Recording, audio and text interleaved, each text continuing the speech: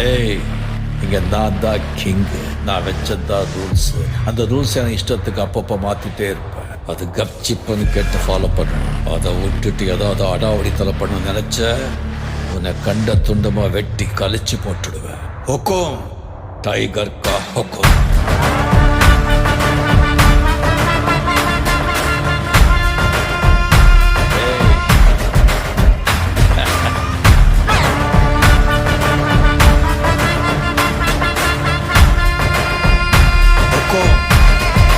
Tiger கா ஹுக்கும்.